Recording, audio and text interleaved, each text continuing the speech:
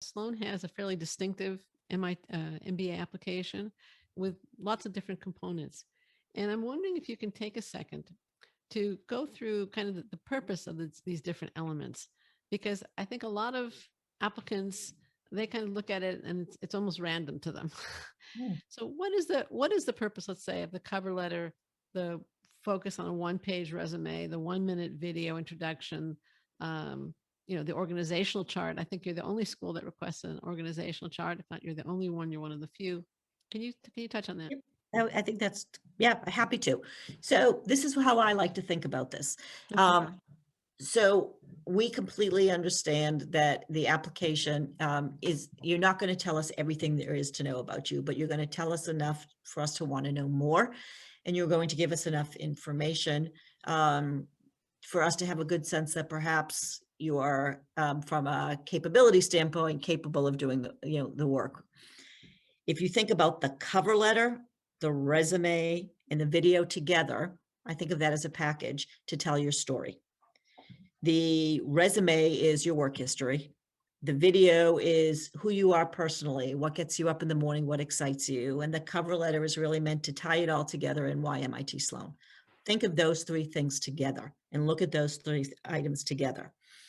The one required letter of recommendation is, quite frankly, our desire that if you're only asking one person for a letter of recommendation, you're going to spend the time really thinking about who that person might be. And you're going to invest the time sitting down with him or her, explaining what your interests are. And so, we're going to get from them a meaningful letter of recommendation. The two references are, to the extent that we have additional questions that we may want to, find out or ask about you, we have other people for whom we can call and contact.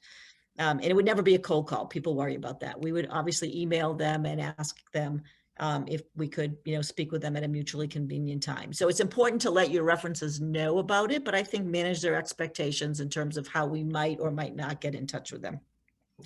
The org chart, truth be told, we've actually borrowed this from our Sloan Fellows MBA program, which is a program for more senior individuals. And it just helps give us a visual around where you stand within the organization. It is not meant to be a traditional org chart.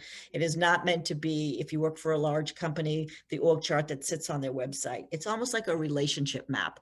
Put yourself in the middle of the page, and then, to whom do you report?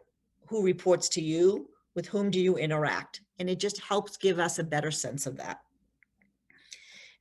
Pre-interview questions. So what we have two pre-interview questions this year. And the first one is around the mission of the school, which is to develop principled and innovative leaders who can improve the world, and to advance management practices along the way. And that part of that to us is an important element of that is to create a diverse environment. And so we're asking you to share with us a time when you contributed to the diversity of an organization or a group.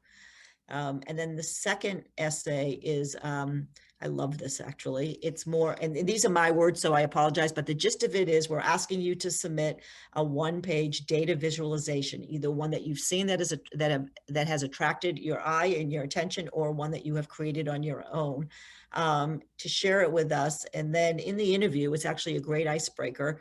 We ask you to, tell us why did you pick this? Why is it important to you? And what do you want to make sure I get out of this? And so it really helps us just assessing your overall communication skills. Again, what is important to you, depending on what you choose. And it's like I said, it's a really nice icebreaker.